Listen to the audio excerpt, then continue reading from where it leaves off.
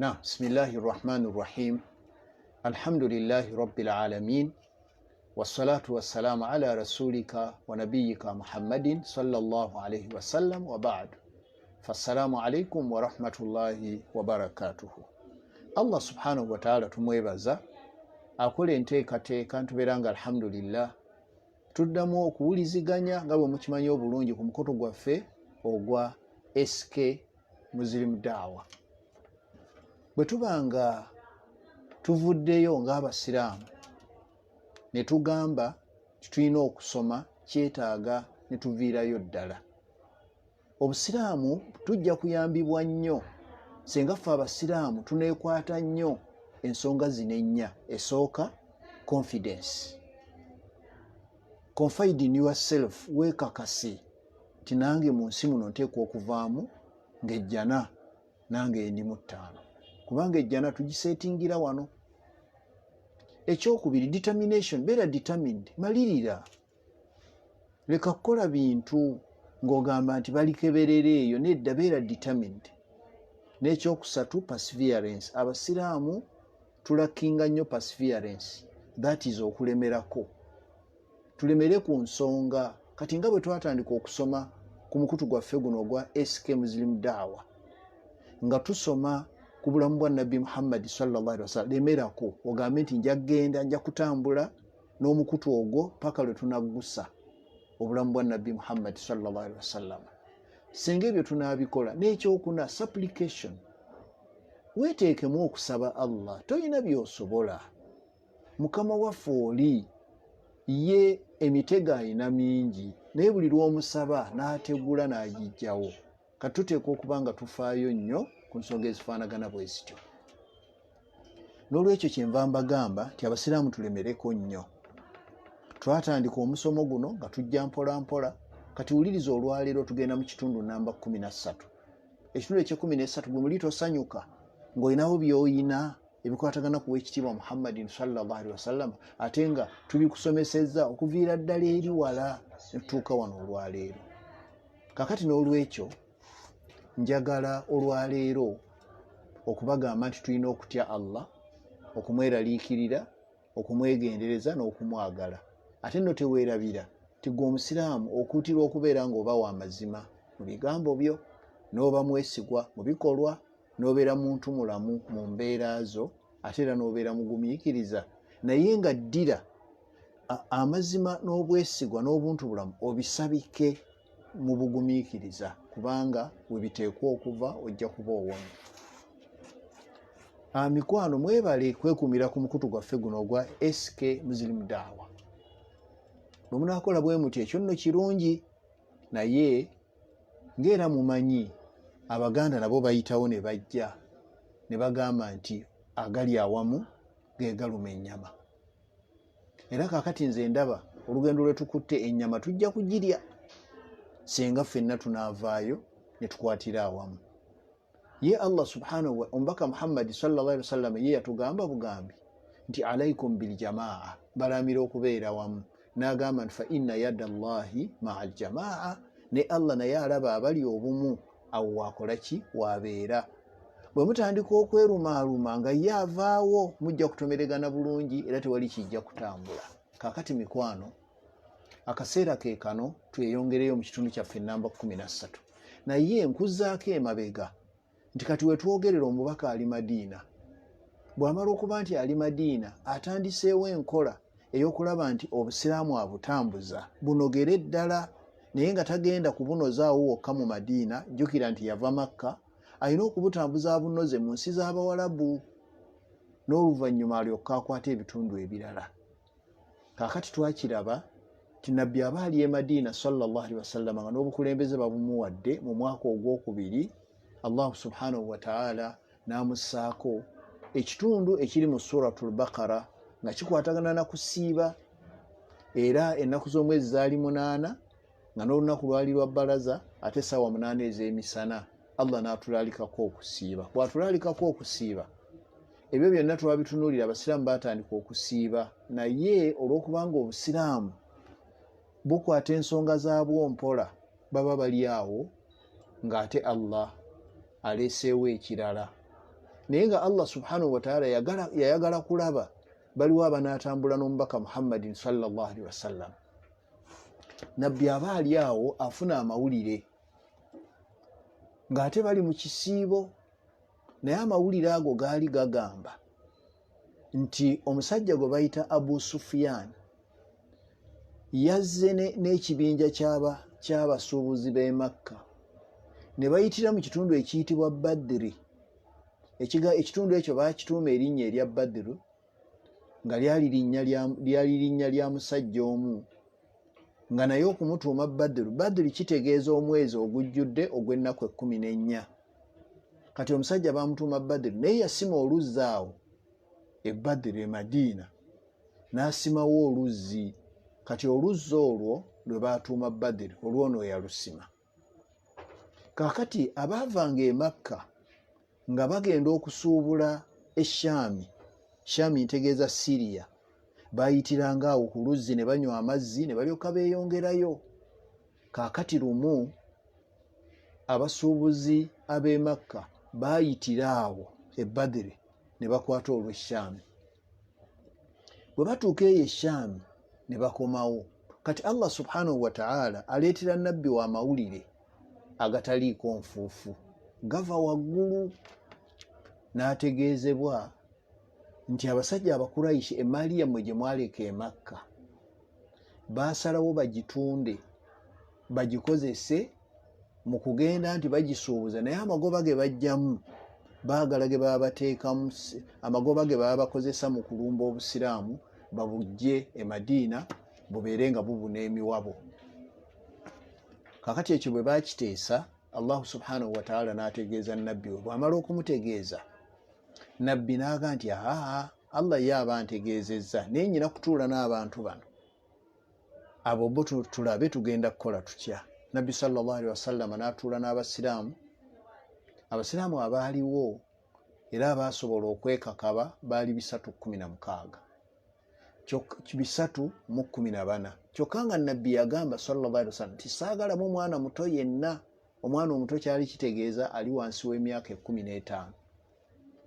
Abasajja baakuŋŋaana ne bafoominga ejje ly'abantu 314, naye ng'ejje eryo terigenze kulwana, wabula bagenze bagwire Abakuraishi babaggyeko emmaali, kuba Allah abategeezezza nti eyo maali yaabwe. Kati nabbi akeera ku makya n'agamba Abasiraamu nti abange nti tugenda tununule emmaali eyo edde mu mikono gyaffe, kasa yasigala Makka nga yaffe. Kaakati basitula okuva e Madiina bagenda kwolekera mu kitundu ky'e Badri, naye bakkaanyizza era nga bamaze okutemezebwako nti yono Abu Sufyan ajja, kuba Abu Sufyan ye yali commander in chief ow'eggye ery'Abakuraishi. Abu Sufyan ayogerwako, oyo nno yazaala ye yali bba w'omukyala ayitibwa, omukyala oyo gwe baali bayita Hindu binti Utuba. Tujja kulaba eyo omukyala naye yali wa mutawaana. Kaakati Abu Sufyan aba akomawo ng'ava e Shaami, ng'ate eyiminga kutuuka wano e Badiri w'aba ayitira adde e Makka. Amawulire ne gamutuukako nti Abasiraamu tubawulidde bajja era baagala kukulinda awo e Badiri. Bwe yawulira n'atuma omusajja n'adduka mangu agenda ategeeze Abakuraishi nti abange emmaali yammwe essaawa yonna egenda kugwa mu mitawaana. Omusajja gwe yatuma yagendera ku pikipiki ku nfalaasi n'ayanguwa mangu n'atuuka e Makka. Bwe yatuuka e Makka n'aba bagulizaako. Bw'aba bagulizaako nga so bo baali beeswanta dda nga baagala batunkemu n'Abasiraamu. Era kye baakola, omusajja ayitibwa Amru bun Hisham, oba olwaliro gw'owulira nga bamuyita Abu Jahal, ye yeeswanta n'agamba Abasiraamu tukuŋŋaanyeyo eŋŋamiya ze tugenda okulya n'emmere ye tunaalya tugende tutunke n'Abasiraamu, naye tugende eyo waabwe. Ng'ateekateeka ejje nga ly'abantu 1000 nga bafuna eŋŋamiya ze banaalya. Kyokka abantu 1000 buli lunaku balya eŋŋamiya 10 kubanga eŋŋamiya emu eriibwa abantu 100 nga bateekateeka ŋŋamiya zaabwe. Kakati nga bw'omanyi ebika by'Abawarabu bajja ne bakuŋŋaana, kati ate baba bali awo nga bamaze okwetegeka. Ate Abu Sufyan n'abatumira n'abaga nti abange temujja, namaze dda okusalinkiriza era kati ndi eno nga ku Red Sea. Abu Jahali yagamba abasajja be nti tetujja kukyusaamu, wadde nga bwekityo bwe kiri, naye abasiraamu leero katugende batuwuliremu omusera. Ng'asimbula ajje Makka alireeta e Badiri. Bakimanyi nti awo e Badiri bwe balina okufundiza abasiraamu tebatuuka ku mazzi ago, kubanga amazzi g'e Badiri ago nga ge mazzi ge balina awo ge basobola okunywako. Ate okulwana olutalo nga tolina kyonywa, olutalo luyinza okukulemerera. Nga basimbula nga bava eyo, naye waliwo ab'ebika abamu ababavaako ne baga nti ate oba bagambye nti oli ebintu abituteka tugenda kulwanira ki? Abo bo ne beekutulako, naye abalala bakkiriza era yogayoga ne batandika okujja e Madiina. Nabbi sallallahu alaihi wasallama amawulire bw'amala okugafuna bulungi ng'ategeka jje lya abantu 314 nga basimbula okuva e Madiina, kakati nabo boolekera e Badiri. Abasiraamu be baasooka okutuuka e Badiri, naye baba bakyali mu kkubo. Nabbi sallallahu alaihi wasallama nga atambula akulembeddeyo komanda, atambula agenda. Omusajja omu ayitibwa S.A.W mutabani wa Muadhi ye yali akulira aba Ausi e Madiina, kubanga waaliwo ab'e Madiina nga balimu ebika 2, aba Khaziraji n'aba Ausi. Naye S.A.W mutabani wa Muadhi radiyallahu anhu ye yali akulira Abawarabu ab'ekika ky'aba Ausi. Ate S.A.W mutabani wa Ubada nga yakulira yakulira ab'e Madiina Abawarabu nga bagwa mu kika ky'aba Khaziraji. Kakati bano bagenda okulaba S.A.W ono mutabani wa Muadhi agenda okulaba nga nabbi gy'abatwala olugendo lugenda kuba luwanvu.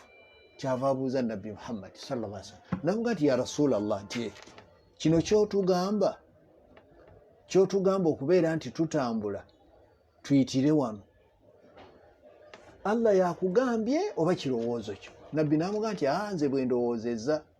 S.A.W n'amuga nti ya Rasulallah, nkusaba oyimirire, nze ndi w'e Madiina era nze nkusinga okutegeera ebitundu bya wano.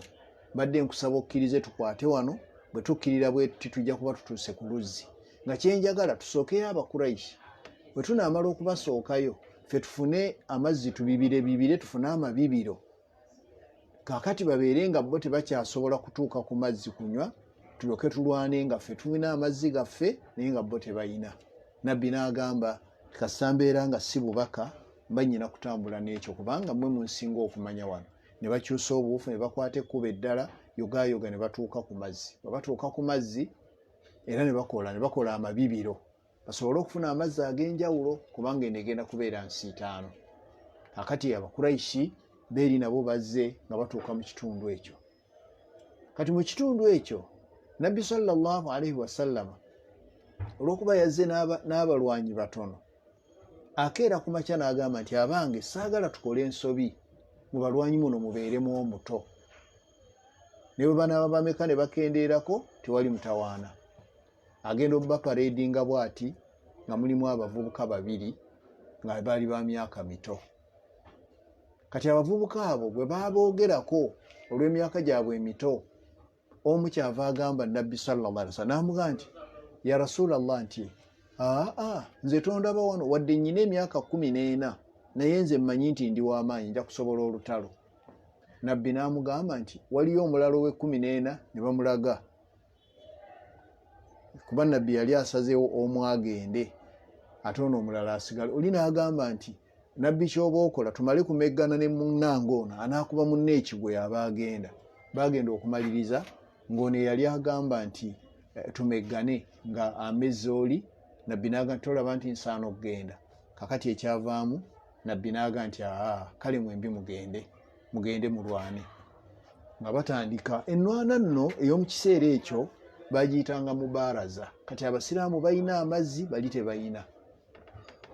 Mubaaraza y'ennwana ey'okwesowolayo ne weesimba wali n'ogamba nti aliwa ajja, era wafunangayo munno ne mukekeza ebitala nga abalala babatunuulira okutuusa omu bwe yafanga olwo ne luggwa. kakati abasajja abakuraishi olw'okuba baali basemberaganye bulungi nnyo nga batumira nabbi omubaka sallallahu alaihi wasallam nga bamugamba tugenda ogambe Muhammad nti olutalo lugenda tugenda dutandika naye twagala abantu b'ewaffe e Makka totuleetera b'e Madiina twagala b'e Makka bennyini abaava ewaffe kuba nabbi yali akusooka aleese b'e Madiina kakati bwe baakimugamba naga nti abasajja bano bayinza okuba nga banoonya bwenkanya nga nabbi alagira Hamza taata w'omuto nti gw'osookayo n'agamba Ali ibn Abi Talib oyo mutowe naawe genda n'alyoka agattako omusajja omulala baali bamuyita Harith naye nga mutabani wa Abdul Muttalibi ng'omu ku bataata ba nabbi. Akati nabbi agamba abakuraishi nti abo bwe mubatta nange baba bannumye nnyo ekisooka ali muto wange ate Hamza taata wange n'oli omulala taata wange.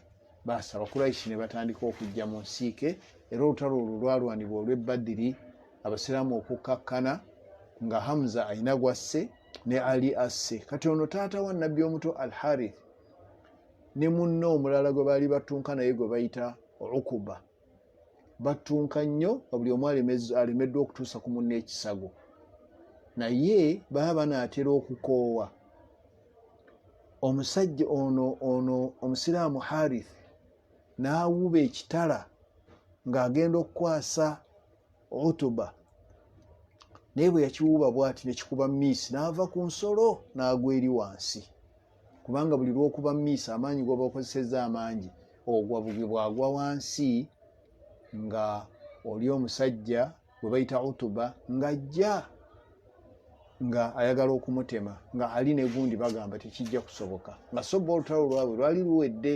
Kati bwe bajja ne bayingiramu ne batta oli omusajja kasita baamutta ono n'awona ne bamukwata ng'ekisambi kyonna kino ekiso kyamutemye kubanga bwe yawuuba bw'ati n'akuba miisi omukono gwagenda ate ne gutomera ekiso kyagenda ne kitomera ekisambi ne kimusala.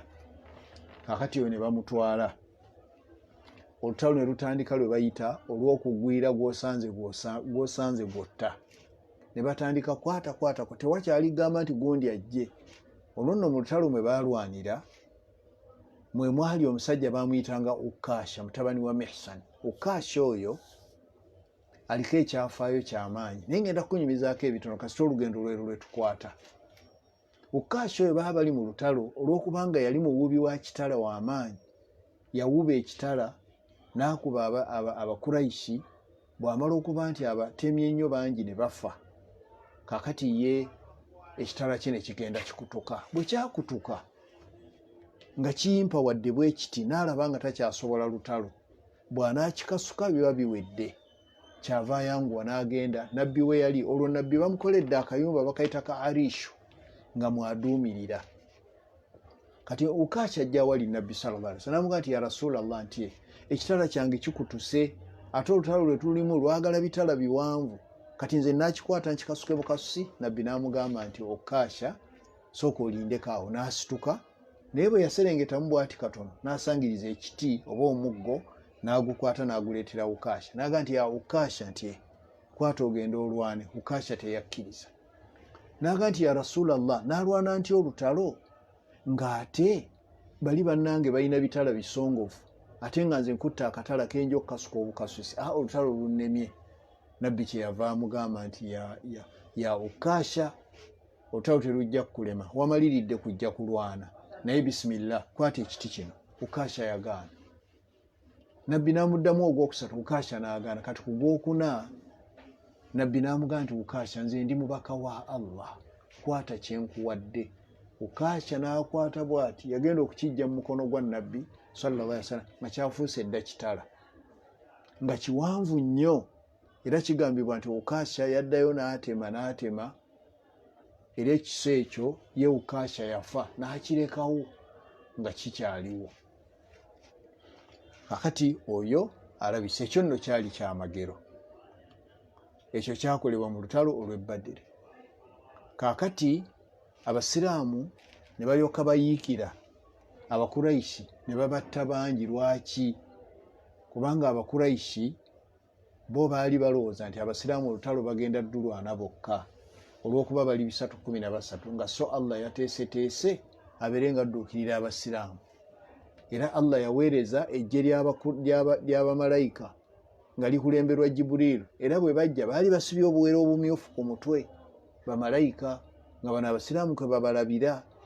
Naye ennwana bamalayika gye balwanamu ne Allah yaginyumya n'agamba nti mugende, yabagamba nti mugende mubatemeko obugalo buno, kubanga buno kasita butemwako omuntu aba takyasobola kukwata kitala. N'alagira ne bagenda. Kati malayika yawuubanga n'akwasa obugalo ne buvaako. No bwe yatunuliranga obugalo ngadduka, abadduka bonna ne babalumba, ne bababunya emiwabo, ne bakwatako abawamba 7. Kyokka ate abattibwa nabo nga bali 7. Olutalo bwe lumala okuggwa, nabbi alagira banne n'abagamba nti abange kale tuziike bannaffe tugende. Batandika kukuŋŋaanya mayiti. Olwo nno bakuŋŋaanya mayiti 7 ezaba Quraishi. Ate bagenda okukuŋŋaanya mayiti z'obusiraamu nga bali 14 bokka. Baga nti kaakati tugenda kuziika bannaffe. Abasiraamu ne basaalira bannaabwe ne babaziika. Bwe kyatuuka ku bano abatali basiraamu nabo ne babaziika, naye baabayiwanga mu kinnya lumu, bonna ne babayiwa omwo ne babaziikako. Kati omu ku abo abajja ye Abu Jahal. Abu Jahal obuvubuka bwamusooberera ne bugenda bumutemako omutwe n'afa, kyokka nga yali musajja w'amaanyi nnyo ku sayidi eyo. Kati nabbi Muhammadin sallallahu alaihi wasallam aba ali awo nga bamuleetedde omutwe, nga Ibnu Mas'ud radiyallahu anhu yasanze buli obuvubuka bumaze okutta, bumaze okumutta oyo Abu Jahal, ate ye n'atemako omutwe aleetere nabbi akakase. Era omutwe ogwo yaguleeta aguwanise bw'ati ku kitala. Yatuuka ewa nabbi n'amugamba nti Abu Jahal wuuno awedde. Nabbi n'akola comment n'agamba nti haadha Firaawunu hadhihi al-umma, oyo ye Firaawuna ow'omulembe guno. Kakati ye Firaawuna bwe bagenda omuziika, ettaka lyamugaana. Bamuteekanga mu ttaka nga basanga ali kungulu, ne bamuteeka mu ttaka nga ali kungulu, n'afuuka kyakulabirako. Nabbi sallallahu alaihi wasallam olutalo baalumaliriza. Bwe bagenda okulwana ng'ennaku z'omwezi 17 lwe 18 okuyingira nga olutalo baalumaze dda. Naye jjukira nga Abakuraishi baali 1000 ate Abasiraamu baali 314. Kye mbagambye nti kasita tunaabeera nga tuli determined, nga tulina confidence, ebintu byonna byanguwa. Ne bwe giba mirimu gino gye tukola, kasita mubeera nga mwenna mulina confidence, muba olutalo mubeera nga ensonga yonna mujja kugiwangula. Kati bwe lutyo ne lukomekkerezebwa ng'Abasiraamu bafudde 14 ate nga bali bafudde 7 ate ne bawamba 7. Nabbi aduumira n'agamba nti abaye kati tulina okuddayo oluvannyuma lw'okuziika. Naye aba ali awo ng'atudde, nabbi n'abuuza n'agamba nti abanga olutalo tutululwanye era nitulumaliriza era nituziika abafudde n'aba bali tumaze obbaziika. Kaakati bwe tubanga tuddayo tuddirayo ku mbeera ki? Musajja omu n'awanika n'agamba tuddayo ng'abawangudde kubanga olutalo tululinnyeeko. Akati nabbi n'alagira ne basimbula ne batandika okudda e Madiina. Ekyomukisa omubi, omusajja oli gwe nabagambye yali taata wa nabbi omuto, mwana wattu ekiso kye baamusaza, kye yeesaza okugulu ng'akubye emmisi, ekiso ekyo kyamusala nnyo n'abeera nti bwe baali bamutwala teyasobola kubeera nga amalako, bw'atyo Allah n'amujjulula ne bamuziikawo wennyini we yafiira, bo ne beeyongerayo e Madiina. Okutuuka e Madiina ng'emiziro egiri eyo Abasiraamu baawangudde. Olutalo olwo sahaba ayitibwa Uthman ibn Affan teyalulwana. Lwaki? Yali mu kujjanjaba muwala wa nabbi, mukyala we mu kiseera ekyo ayitibwa Ruqayya binti Muhammad radiyallahu anha. Era Usama bun Zaidi yagenda okuddayo eri ng'atumiddwa Zaid bun Haritha. Yagenda okutuuka e Madiina, yasanga bamalira ku muwala wa nabbi ettaka. Basi kakati olutalo lw'e Badiri ne luggwa. Abakuraishi baafa 10, Abasiraamu baafa 14 ate Abakuraishi baafa 7. kyokka ate 7 ne baliwamba. Bwe batuuka e Madiina, nabbi sallallahu alaihi wasallam abawambe n'abagaba mu bibinja ebyenjawulo. Kaakati omuwambe omu yali talina ssente kuba baatuula ne bayisa resolution abasiraamu ne bagamba nti kyetugenda okukola ng'obusiraamu bwe butalina ssente, buli omu ku abo ajja kuwaayo omutango ng'agenda. Nabbi bwe yakiwuliza olwo n'aleeta amagezi ago ya Abubakar Siddiq nga ne nabbi agagula. Bagenda okubuuza ku Umaru ng'aga nti abo bonna beetaaga kutta. Kati ne basiriikirira ekyokukola tebakimanyi. Allah subhanahu wa ta'ala kwe kubeera nti yalaga nti amazima gali ku saidi ya Umaru, bonna babadde beetaaga kutta. Akati abasiraamu olw'okubanga nabbi Muhammad sallallahu alaihi wasallam yali abuuzizza ekyo, naye Allah n'ajjira ku ludda lwa Umar ibn al-Khattab.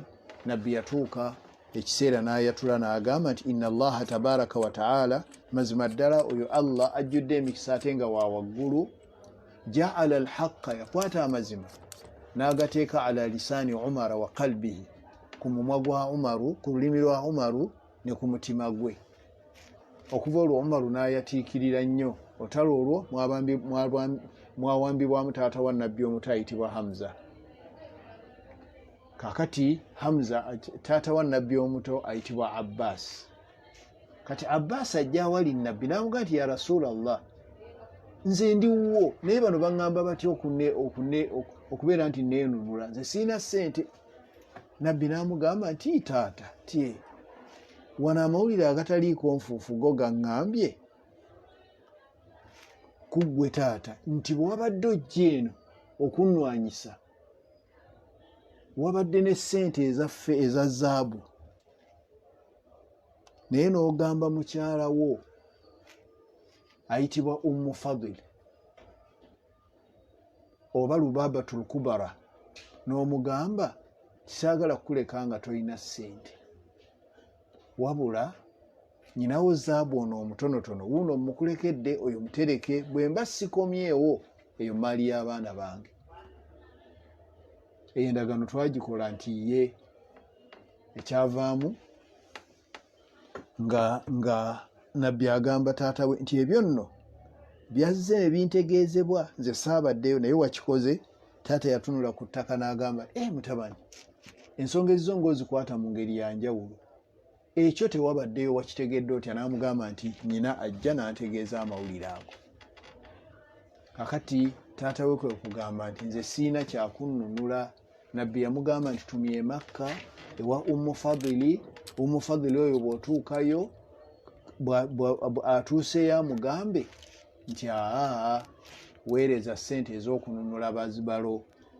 Nga batumayo gwe batuma, basanga omukyala yeeraliikiridde Ummu Fadili Lubabatul Kubara, nga Lubaaba akwatamu obwanguwa ng'afuna ssente ng'aweereza kugenda kununula kitaawe, okugenda okununula bbaawe. Kati nga yono bba ate taata wa nabbi sallallahu alaihi wasallama, era gye byaggwera nga bamununudde, naye nga nabbi yeewuunyisa nnyo okulaba nti yategeera ebyali e Makka ng'ate ali Madiina. Ebyo byonna byali ku byamagero bya nabbi Muhammad sallallahu alaihi wasallama. Kakati muganda wange, olutalo bwe lumala okuggwa nga n'abasiraamu abaafa 14 bafudde, nga n'abakuraishi abaafa 7 nabo bafudde, ate nga bano abalala beenunudde. Kasita baamala okwenunula bonna ne bagenda, Allah subhanahu wa ta'ala n'atuuza ku nabbi wa kazito n'amugamba nti mu nsonga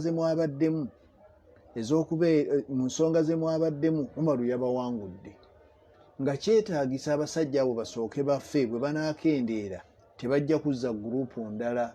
Naye bwe munaabawanga okwenunula ne bagenda ng'ate beeteekateeka eyo nga bongera bajja okubeera nti balwanyisa obusiraamu. Kakati nga Allah alaga nti Umaru kye yagambye kyekyabadde kisingako okukwata okubatta, kuba bw'obalekawo ate era bagenda kujja nga bali bavumaganya bavumirira obusiraamu. Kakati olwo lwali olutalo lw'e Badiri olwalwanibwa ng'ennaku z'omwezi 17 mu mwaka ogwokubiri nga nabbi amaze okusenguka okuva e Madiina. Olwo olutalo nga luwedde, jjukira nti Uthman ye yali afiiriddwa mukyala we. Kakati omuwala n'asigala awo, omuwala wa nabbi Muhammad ye n'aziikibwa, Uthmani n'asigalawo. Kati nabbi ayita Uthmani n'amugamba nti wange Uthmani tye, omuwala ono Rukayya yafudde ate muwala wange nali mmukuwadde, naye ng'oli bw'amaze okufa tebwali bwa haramu ono muganda we kuba nti ajja n'akufumbira. N'amugamba ani? N'agamba nti Ummu Kulthum. Nabbi naye n'amufumbiza. Uthmani n'afuna okubeera nti yawasa ku bakyala ba nabbi ababiri, bawala ba nabbi ababiri, ng'omu ye Rukayya ate omulala ye Ummu Kulthum. Era Uthmani ky'ovola baamuyitanga Dhunuraini, nannyini bitangaala ebibiri. Kakati olutalo bwe lumala okuggwa nga n'abasiraamu batandise okutebenkera, kati ate Abakuraishi eri ne bagamba nedda, abasiraamu baatuswaza abali 314 ne bakuba ffe 1000 nedda, ku luno tweteeketeke tugenda kuddayo. Ate nga n'entalo ezo baamalanga kulagaana ne batumira abasiraamu tujja kwongera tusiitaane mu mwaka oguddako ogwokusatu mu mwezi ogwa Shawwal gwe 10. Ate nga bw'omanyi nti Allah yeetoolooza ennaku era zeetooloola okukkakkana ng'ennaku ezo zituuse. Kati awo tuba twagala tutunuulire olutalo lw'e Uhudi lwe bayita olutalo Kafungulankete. Olutalo lw'e Badiri ekirwisa Gazwatu Badiri al-Kubara lwa nsonga nti n'abaagenda okulwana si kye baali bagenderedde, naye okukkakkana nga Allah aseetinzeewo embeera eyo. Kati Nabbi sallallahu alaihi wasallam afuna amawulire nti Abakuraishi bakomawo, abakyala abaana abato ne batandika okulinnya ku mayumba, abavubuka ne bavaayo ne beeswanta ne bagamba Nabbi sallallahu alaihi wasallam nga bw'olaba abavubuka era engeri gye bakyamuka wano. Naye baamugamba nti wange omubaka wa Allah, okimanyi bulungi nti ku luli tetwagenda, ku luno tuteekwa okugenda. Abo abazeeyi ne bwe bagaana ffe tujja kugenda. Lwaki? Tukyalina amaanyi, tujja kutuuka ku kigendererwa. Nabbi ng'abawuliriza, olwamala ng'agenda mu bazeeyi ng'abaga nti bazeeyi, abavubuka baagala nti bo bwe baba bakwata mu kintu. Nabbi n'abaga nti nedda, tebajja kukitwala kyonna wabula tukkaanya bukkaanya. Kati baagenda okumaliriza ng'abavubuka bawangudde. Nabbi n'abagamba nti bwe tuba tugenda nammwe bino mubiwulire bulungi. Ekisooka muteekwa okubeera nga wabaawo okugondera Allah n'okumutya. Abavubuka ne bagamba nti ebyo byonna tubirina baasi, so nga ye Allah amanyi kye bakwese munda, baagala minyago. Kati Nabbi ku luno ejje yafuna ly'abantu 1000, naye abantu abo baalimu omusajja omunnanfuusi ayitibwa Abdullahi ibn Ubayy ibn Salul, yali musajja mu Khaziraji, era ng'obunnanfuusi yabutandika kasita Nabbi Muhammad sallallahu alaihi wasallam yamutwalako obukulembeze, kubanga gwe baali bateeseteese okulonda ate gye byaggweera ng'ate ab'e Madiina bonna basazeewo Nabbi abaatwala obukulembeze bw'abantu bonna abali e Madiina. Kati omusajja oyo ekiniga kyamukwata n'atandika okukola obunnanfuusi, era mu busiraamu bwaffe oyo gwe tuyita Ssaabannanfuusi, ye musajja ayitibwa Abdullahi ibn Ubayy ibn Saluli, yali munnanfuusi. Nabbi ategeka ejje, kumba abannanfuusi nabo bayingiddemu bangi. Akati basimbula, bwe batuuka okumpi n'olutalo Nabbi abagamba nti abange olutalo luno twetaaga tululwane nga tumaze kwetegeka bulungi, era kye tugenda okukola, tugenda kukwata ejje tulipange ng'ennwana bulijjo bw'ebeera. Olwo olutalo lwe bapanga, olwo olutalo luyitibwa Gazwatu Uhudi, olutalo lwalwanyibwa ku lusozi olw'e Uhudi. Nabbi bw'amala obbateekateeka abagamba nti bannange mmwe abavubuka abazze nga mulina amaanyi, mmwe mugenda okukuuma olusozi, kuba olusozi olwo bwe lutakuumibwa omulabe n'amala ava eno emabega n'alinnya ffe najja tumalawo. N'abawa n'omukulembeze yali agenda obbakulembera, bamuyita Abdullahi bun Jubair, Abdullahi bun Jubair radiyallahu anhu, ng'abawa muvubuka munnaabwe nga balinnya ku lusozi abantu 50 nga Nabbi abasibirira entanda, abange ne bwe tuba tuwanguddwa mwe temuva ku lusozi. ne bwe baba batuwangudde ne bwe tuba tubawangudde temuva ku lusozi. Nga nabbi abalagira nga balinnya waggulu. Kati eri ku Bakurayisi waliyo omusajja gwe bayita Khalid ibn Walid n'omulala Ikrima mutabani wa Abu Jahal nga bamutawaana nnyo, ng'ennwana yaabwe ya kikugu. Nabbi kye yakola ng'agamba nti kakati mwe abagenze ku lusozi mugenda kukola kaweefube okulaba nga Khalid ibn Walid n'oyo munne gwe bayita Ikrima mutabani wa Abu Jahal, abo mufube nnyo okulaba ng'olutalo luno tebalulwana nga bwe bajja balwana olutalo lw'e Badiri. Basajja mubalaba b'amaanyi, bajja kutukuba batutte. Kati basi nga bakola ki nga bakitegeera nti abasajja abo beetaaga kukuumira ddala butiribiri obutalinnya lusozi. Kati nabbi ng'adda ku ggye erya wansi ng'aliduumira ng'olutalo lutandika. Olutalo olwalimu feeza ezisatu. Feeza eyasooka abasiraamu twakubibwa, naye bwe bamala okuba nti batukubye, kati ate ne wabaawo ekyajja. Bamaze okutukuba, olw'okuba baali batukubye,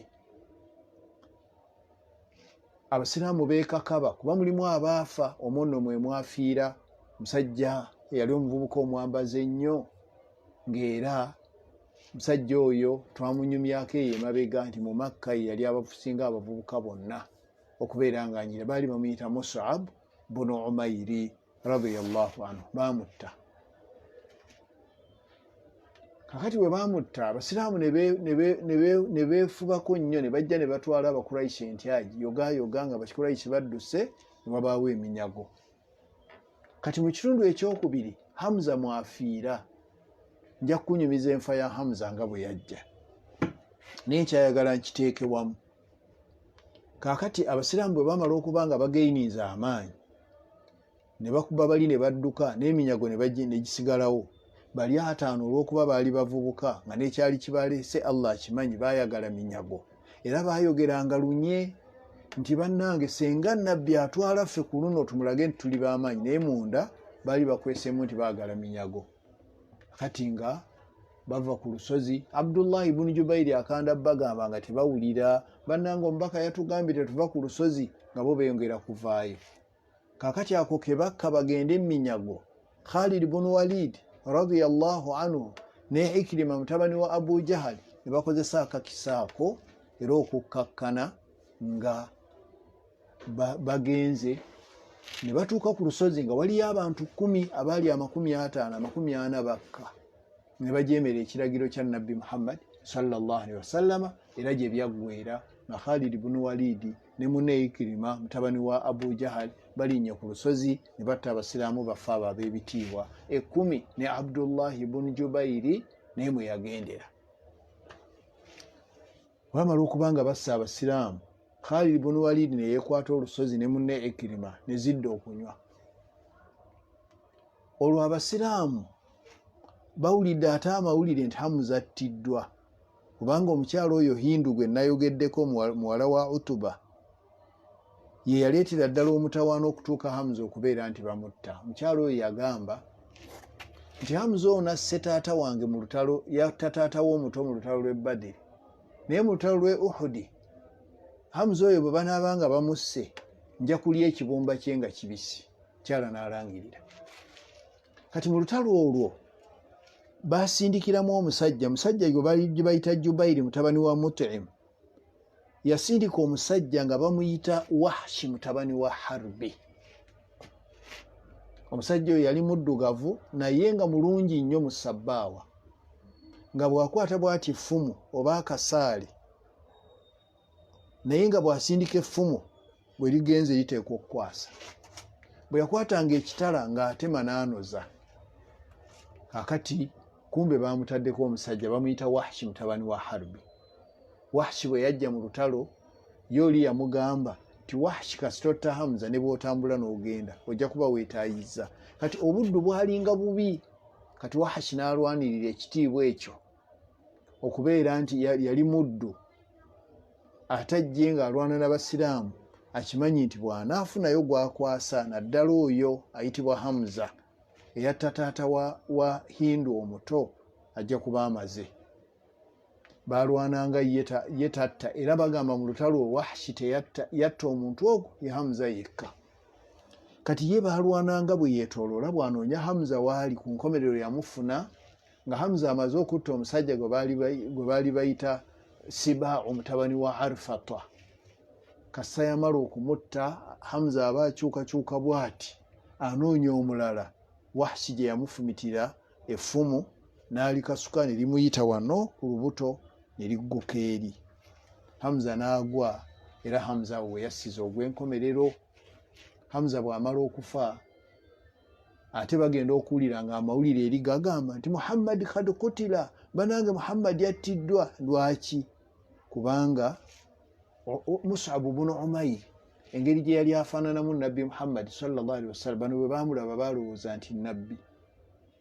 Abantu bonna ne bateeka ebyokulwanyisa wansi ne batawanyika. Okutawanyika kwe kudduka mu lutalo. Naye waliwo omusajja baali bamuyita Abdullah nga ye taata wa Jabir, kubanga Jabir abeera Jabir ibn Abdillah. Naye oyo omusajja baali bamukubye nga bamufumise effumu limuyiseemu Abakuraishi, ng'ali awo ali ku ssaawa esembayo agenda okulaba nga Abasiraamu bamuyitako emisinde. Kyeyava agamba nti bannanga Abasiraamu nga temunnaba kudduka musooke muyimirire mbabuulire. Ayogera kyokka effumu limulimu. N'abaga nti abange mulowooza nti Muhammad bw'aba attiddwa Obusiraamu buba bukomyawo? Abasinga bwe baddira engulu ne bategeera nti babadde bakola kikyamu okutandika okusalawo okudduka mu lutalo. Naye y'oyo omusajja yafa, naye Abasiraamu baafungiza ne bakomawo ne balwana olutalo era ne balumaliriza. Lwaki? Baali determined. Olutalo bwe lumala okuggwa, awamu n'okuba nti Abasiraamu baali bafiiriddwa abalwanyi 34, ekyo kyali kinene. Kati omusajja omu kyava ajja n'agamba nabbi Muhammad sallallahu alaihi wasallam akaseera kakuziika, n'amuga nti owange omubaka wa Allah nti Hamza mulabye wali kasiko. Naye yenna baamuse ne bamubamba bwe bati. Okutu basazeeko, kuno basazeeko ekitundu, nakuno ne basalako ekitundu, n'ennyindo ne bagisalako ekitundu bwe bati, n'emimwa ne bagisalako. Bali abasajja bakambwe. Nabbi kyava agamba abasajja bwe baba nga bakambwe nga basobola n'okunyiiga n'asala amatu g'omuntu ng'asalako ekitundu, kiki ennyo? Nabbi atuuza ababe n'abagamba nti oyo asaaga, wabula nze mmaze okusaba Allah abeere nga amutukwatirako. Nti ye tiwe kityo bwe kiri nti ye kale nga bateekateeka nga nabbi aga nti ffe tulina okukola tugenda kuteekateeka tuziike bannaffe oba kiba kibe,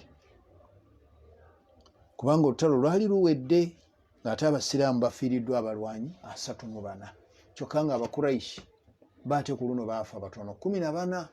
Naye bw'otunuulira ratio ng'Abasiraamu abaalwana olutalo olwo baali bagenze 100, ate omunnanfuusi n'atoolako 3 ne basigala 7, kyokka bali bo bajja 3000 be baalwana olutalo, naye Obusiraamu bwasobola okubattamu 14, abaffe ne batta 34.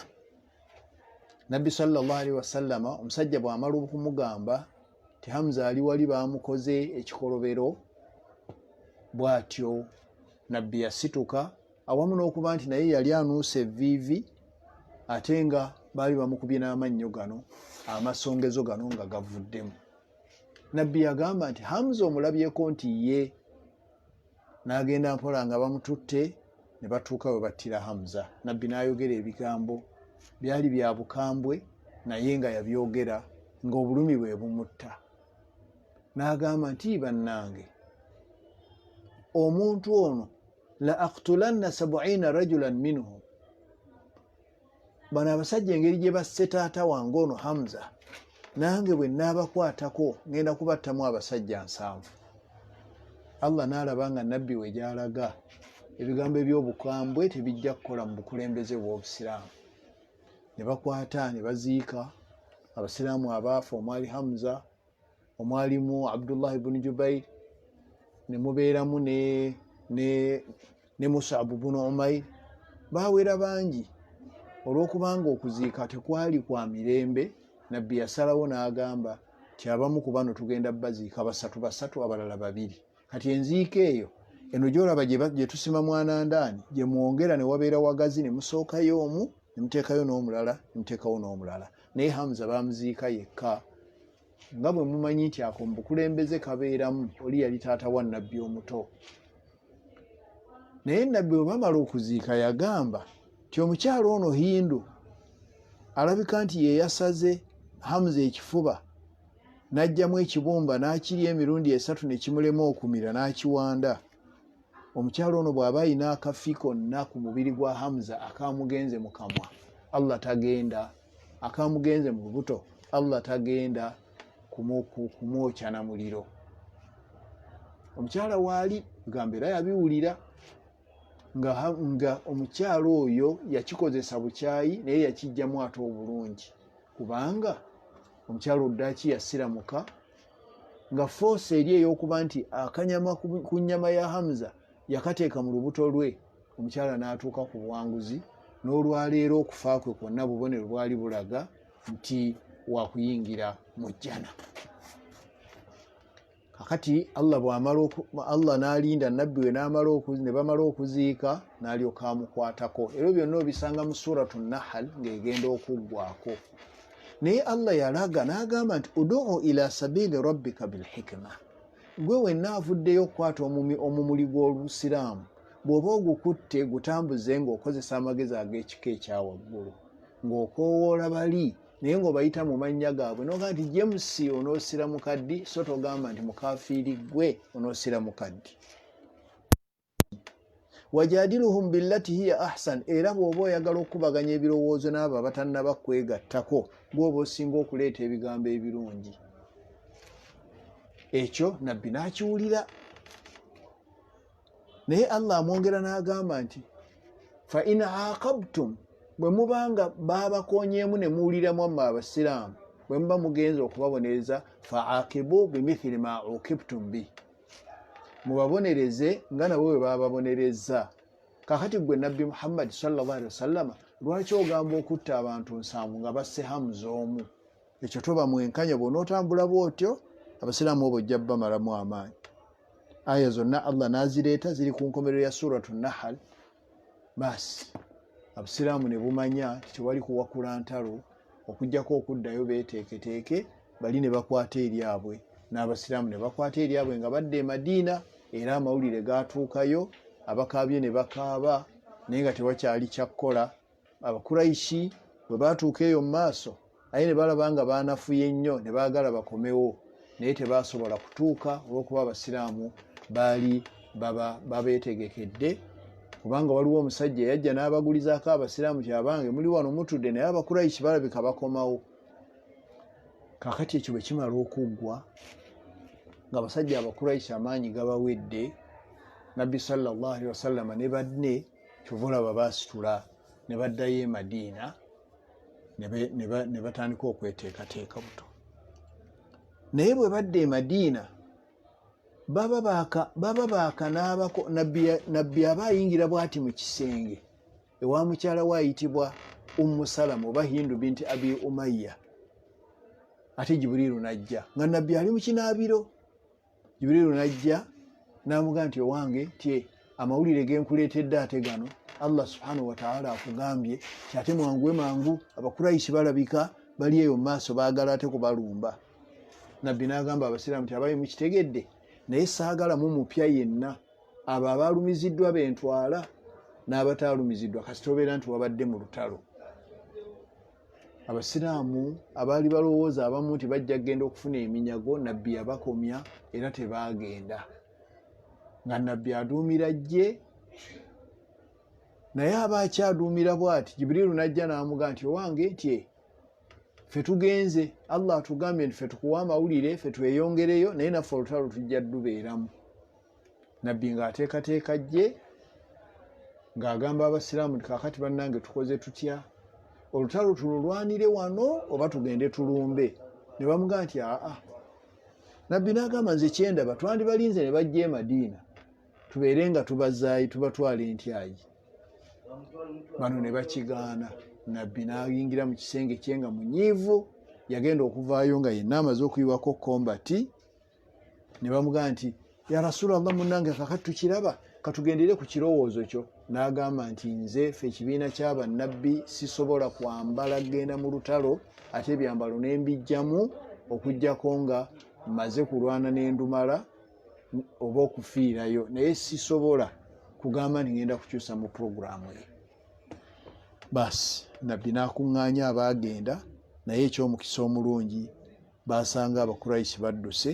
Kyova olaba bagamba nti waliwo gye bayita ghazwatu sawiiqi. Sawiiqi bwe buwunga buno obwakasooli bwe tulyamu emmere oba bwe tunywamu obuugi.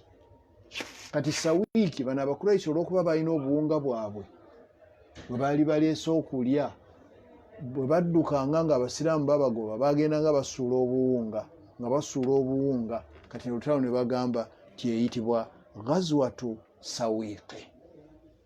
Naye olutalo olwo tebaalwana, wabula buli nabbi lwasituka n'agenda baluyita lutalo. Kasa nabbi yavanga mu kitundu n'agamba nti nange ngenze mu kulwana, olwo lwo lwafulibwanga lutalo wadde nga tebalwanye. Kati mu Busiraamu tulina embeera bbiri, waliwo kye bayita saraya ne ghazwat. Ghazwatu z'entalo nga nabbi yagenda, ate zino saraya bye bikwekweto nabbi byataagendamu. Era kyova olaba nabbi yagenda okufa sallallahu alaihi wasallam nga awamu alwanye entalo 74 ng'azigendamu bw'ati fizikale 74 yeeze yalwana. Kati n'olwekyo abooluganda tutambudde, naye bwe naabuuka awaawaawo ne ndeetawo olutalo lwenjagala ndeete, tekijja kutusobozesa kuba n'obudde nabwo bugenze bukendeera. Kakati mbasaba kino mukiwulirize. Tuli mu nsi yaffe eno, naye nga Allah subhanahu wa ta'ala yatugezesaamuko awo emabega. Naye ekigezo kye yaleeta yasindika obuwuka bwe ne bujja, naye obuwuka obwo bwe bwajja nga ffe situbulaba ne butuyisa bubi, naye oluvannyuma Allah yennyini n'atuta ne tubeera nga kakati twetaayamuko. Kano kokka Basiraamu ke tufunyeemu tekatufuukira ensonga ate ey'okubeera nti abantu bagenda kunkumuka, kubanga ffe abantu tulina embeera ey'okubeera nti ekintu mulaba nga kyamutawaana naye mwe mukibalaatiramu. So nga Allah subhanahu wa ta'ala yaleeta ensonga eyo ng'alina ky'ayagala, ng'ayagala okulaba nga tuddawo ne tubeera obumu. Era mbagamba alaikum bil jamaa. Ndowooza mukiraba mu kiseera kya COVID, buli omu olaba nga munno obadde omwetaaga. Tufube nnyo okulaba nga tuzzaawo embeera eyo. Bwe tunaatambula bwe tutyo, Allah subhanahu wa ta'ala tajja kutunyiigira era ajja kutuleka tambula olugendo lwaffe tulugguse. Tugenda okumalako omwezi ogwa Dhulhajji, olwayira ennaku 27, ebulayo lwankya 28, n'olwokusatu 29, kakati olwokuna z'ennaku z'omwezi 3 nga tuva mu mwezi ogwo. Naye ggwe agenda okumalako omwezi ogwo weebuuliridde otya? Omwaka ogujja ogenda guyingiramu nga weetegese otya? Abange wamaze dda okuwandiika n'oleeta n'enniya nti kale naabeeramu abo abanaakola hijja gw'alina ssente? Owange omaze okuleeta enniya nti onoobeeramu abo abanaatoola zaka gw'alina ssente? Abaaye weetegese otya okubeera nti esswala ku luno ogenda kwekyekinga from day one, osaleko ku swala eziwerera ddala ez'omwaka omulamba z'esswala 108? Ebyo byonna byetaaga muntu alina akasengejja ku bwongo. N'olwekyo abooluganda mubadde bawuliriza balungi ate era abalabye abalungi. Nja kubasaba mukkirize mu kaseera kano tufundikire naye nga mbala kubawa dduwa. Saba Allah ow'ekitiibwa atuyigirize eddiini yaffe, atulungamye mu kkubo eggolokofu, atuteeke mu abo abatalina kuwazibwa ddokita olunaku lwali baatujjulula. Allah subhanahu wa ta'ala tumusaba atuwa obwesigwa wamu n'amazima. Wekitiibwa Allah tumusaba atuwa obugumiikiriza mu buli nsonga yonna. Tumulaaja n'owekitiibwa Allah atuwonye ekirwadde ekiyinza okujja okutusaanyawo ffenna omulundi ogumu. Era owekitiibwa Allah tumusaba atuteeke mu abo baba awadde ne beebaza, era atuteeke mu abo baba agezesezza ne bagumiikiriza, era atuteeke mu abo baba basobezza ne beenenya. tumulaajanira ow'ekitiibwa Allah fe abatannaba kukola hijja zaffe zibanga zikyali wala azitusembereze naffe tubeere nga tuzikola ate ne bannaffe abaamala okukola hijja olw'okubanga bakomba ku bwomerevu bwa hijja nabo tusaba ow'ekitiibwa Allah abongereyo hijja endala. Tumusaba ow'ekitiibwa Allah atugabirire okumutya akkirize emirimu gyaffe era tutuuse mu maaso ge nga tuli maabo abasiimiddwa. Allahumma amin. Baganda bange, alaikum biljamaa fa inna yada Allahi maa aljamaa. Wa salli llahumma ala sayidina Muhammad wa ala alihi wa sahbihi wa sallim. Subhanaka Allahumma wa bihamdik ashhadu an la ilaha illa anta astaghfiruka wa atubu ilaika. Wassalamu alaikum wa rahmatullahi wa barakatuhu.